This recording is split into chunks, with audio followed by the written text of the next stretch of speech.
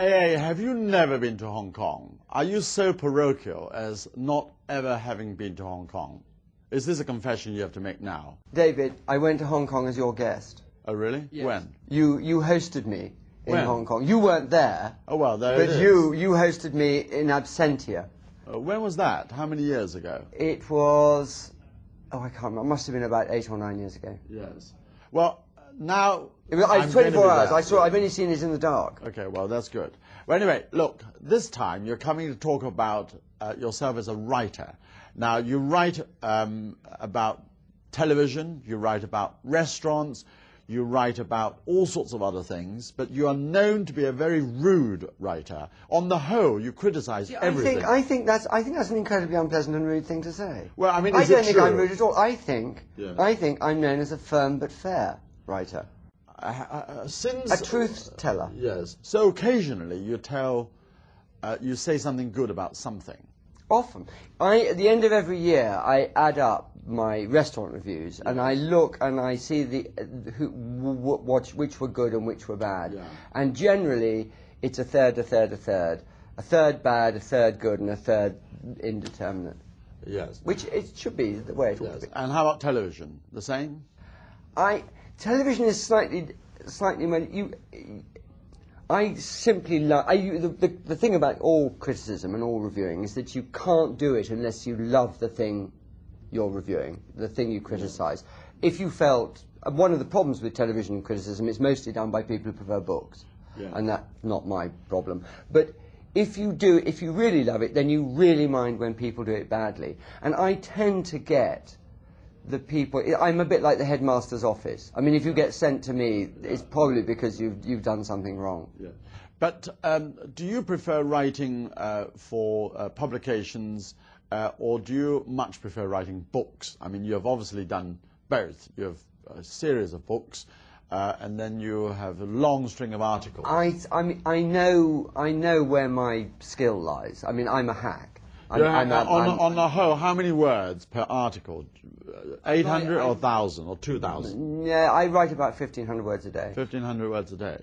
That means that if you wrote that, I mean, in a year, you write 3 books, wouldn't you? Yeah, I mean, I've written a book in a month.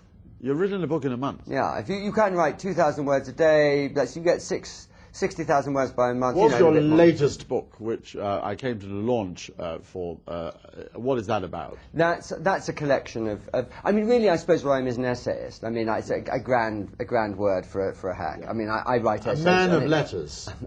An homme de lettres. That's what the American journalists always call themselves. That I think that's a bit grand for me. I'm a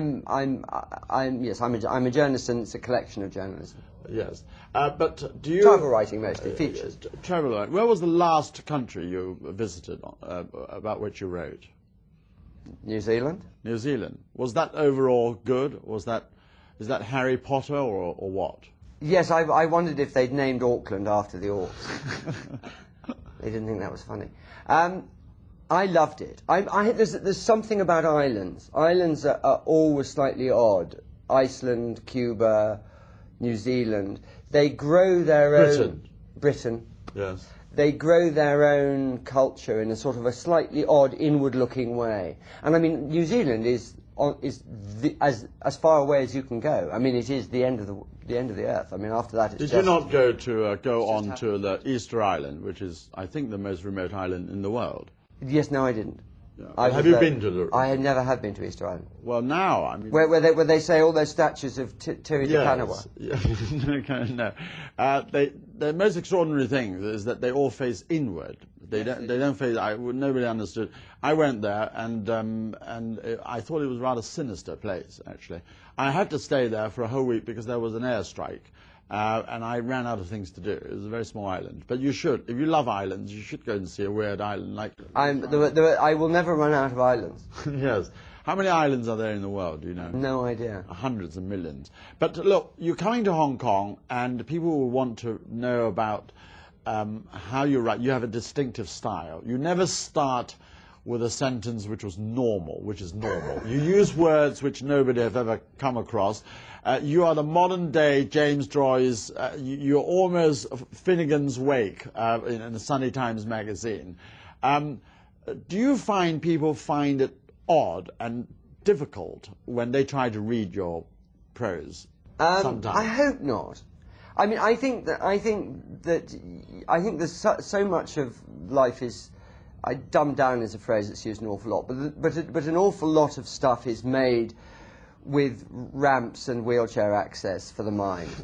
You know, is made so that you know that rather. Well, I mean, you like exaggerating. But I like to assume that everybody who reads me has a classical education, which indeed I don't. But I just so where do you learn I think I like it better when I read things and an author has done me the. You know, teaches you something that just assumes that I know more than I actually do. Patronisingly. I hope not patronisingly. Yeah.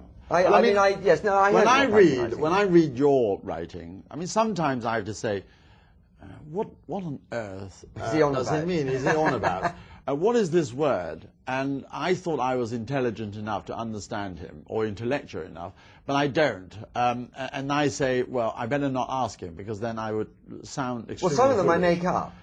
Oh, good. So some of it is nonsense. No, I just make up words. Yes. Yes. And no, it's not nonsense. I make them up. It doesn't mean they're nonsense. It just means I've made them up. Yes, like James Joyce.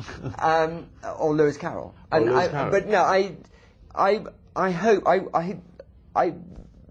I never look a word up. I never write with a thesaurus or a dictionary. So any word that I But don't you use check always been the meaning of a word? No, sometimes I have sub-editors who do. Sub-editors are far cleverer than all of us. I mean, all sub-editors are immensely erudite, and they will phone me up and say, I think you've misused this, or the Do they ring you up often? No. Well, you obviously have a reputation of being rather.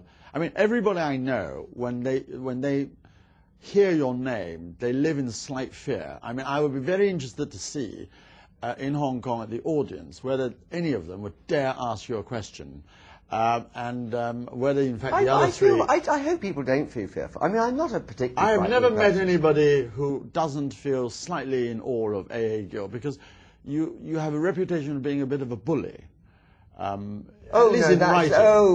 come. I mean, I've known your father. Your father's a real gent, a real gentle man. And when I met you, I thought that you were exact antithesis to him.